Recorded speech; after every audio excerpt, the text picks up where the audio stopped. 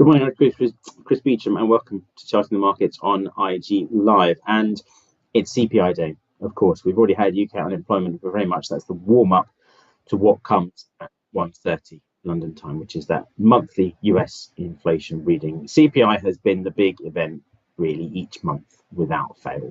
Sometimes it surprises, sometimes it passes without so much volatility.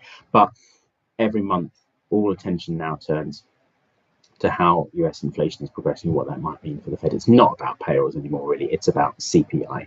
And so, unsurprisingly, markets are relatively quiet. I wouldn't say calm, I'd say nervous, but they are relatively quiet ahead of that print, which has the capacity, really, I suppose, to, well, if it comes in stronger than expected, we are expecting a weakening for CPI, certainly on the month-on-month figure. If it does come in stronger than expected and rises, that would, I think, unseat a lot of the assumptions that have been built over the past couple of weeks about what the Fed will do next, what this means for stocks.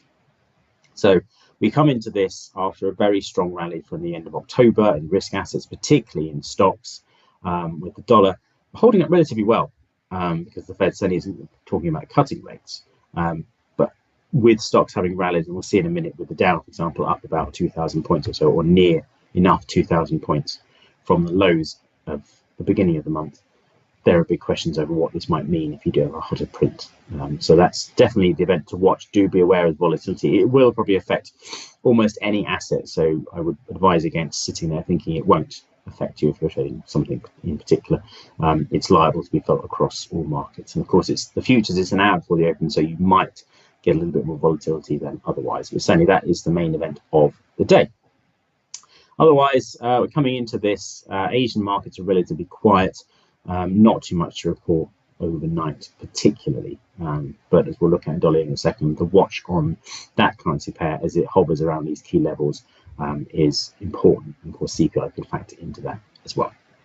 So let's start and get on with the indices, and start with the Dow in this case, which is trading at 34,389, and that's opening back above the 50-day moving average on this chart for the first time since the second half of September. And crucially, although it doesn't really mean too much in one sense, but certainly it is important to monitor, you have got a break above potential trendline resistance. You can draw trend lines in a variety of ways, but as a basic argument, we've drawn this one from the 1st of August, the highs right at the beginning of that month, and which immediately gave way to a big downside drop into the middle of the month, the end of the month, and then a rally in September, and then another drop, and then since then, since the end of October, as I said, we've seen the Dow gain around about 2,000 points, really on the expectations that the Fed has stopped its hiking and that inflation continues to cool, and that now we can stop worrying quite so much about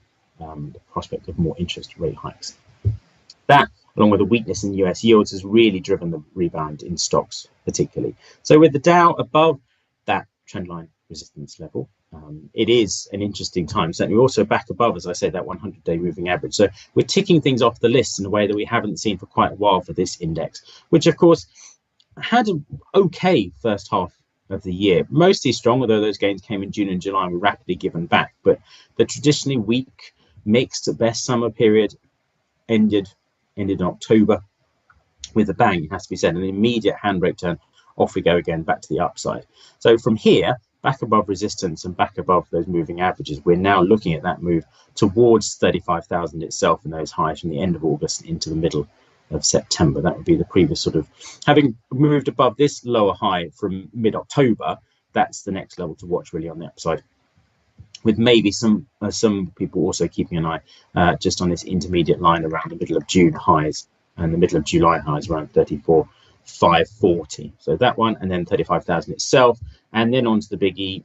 Not suggesting we get there too quickly, but certainly the one to watch, those highs from the beginning of August, the end of July, around 35,680, just not too far away from 36,000 really. But those are the levels we're watching on the upside, those previous lower highs. And for the time being, it looks like, understandably, the buyers are firmly in control here. And for that to change, you'd need to see the price back below trendline resistance, back below the 34,000 level, and ideally for the sellers back below the 200-day moving average. But still, all to play for, as they say, when it comes to CPI this afternoon.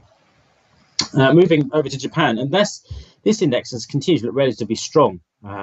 It's had a longer, more drawn-out pullback, although perhaps not quite as dramatic over the course of June, July, August, September, and indeed into October, finally finding a low around the 30,500 zone. As you can see there, we hit that level, dropped below it in early October and tested it again in late October before the rebound.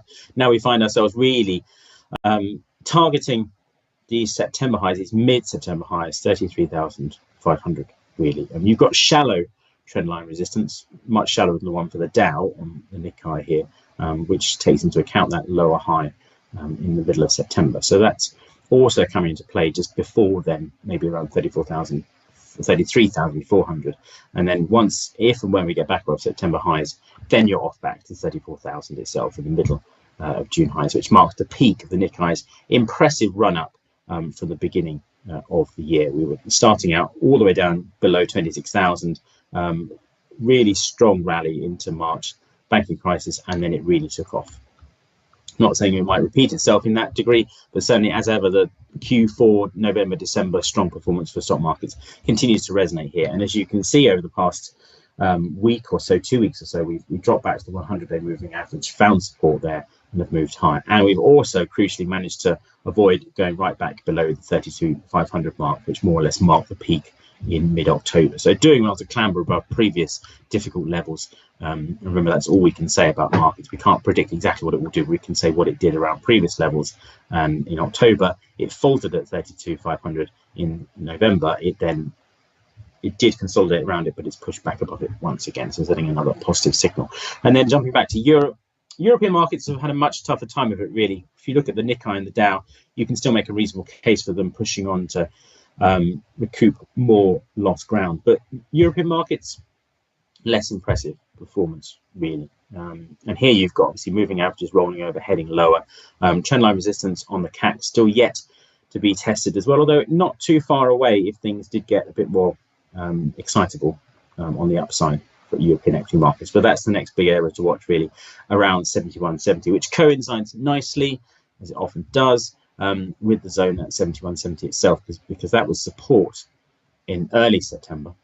And then in late September and into the middle of October, you then saw sellers come in to defend that level. So this is an interesting one. What was support then became resistance, could still be resistance if we stay below it.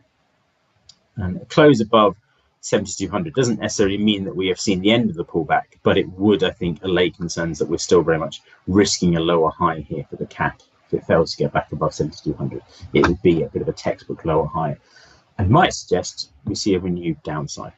So a bit more work to be done there for European markets. US CPI, the main event of the day, obviously that's 130. Ahead of that, we've seen the dollar actually weakening against the euro. The slow recovery here in October and into November for euro dollar after its losses in July and August continues. And as you might expect, now it's broken above trendline resistance. It did that back in October. Crucially, it then was able to hold above it and test it from above before rallying once again, rallying back by the 50-day moving average. So it's doing all the kind of things you want to see, would expect to see in a rebound. The question is now, how far can it go? Because the fact we're below the 200-day moving average doesn't mean we will clock up a lower high and then go back down again. But it is suggesting, of course, makes life harder to say that the uptrend has continued, whereas certainly in December and onwards, very much uptrend territory here, buying dips rather than trying to sell rallies. Whereas here we're very much in the, okay, this is a less optimistic view, and we could we're below the 200-day moving average, the 50-day moving average below that. Over the course of time, if it recovers back above 108, then it might bolster the view that actually we're back heading towards previous key levels on the upside. So 109, 109.20 for that index, the 100-day moving average, and beyond that moving over the course of time towards 113. But at the moment, there's still that risk that we could see a break back lower and a lower high created. You can draw a trend line in various ways here, but you might argue that is kind of what we're looking at. So maybe get a pullback towards 106. If it goes back below there, really does hand sellers the upper hand. Aussie dollar as well, not having a fun couple of weeks, really. Seemingly all to the good, bulls taking control of this one, but we got back to the 100-day moving average, declining in this case 100-day moving average, and that was also around the area where sellers stepped in August and into September. So then we dropped back again.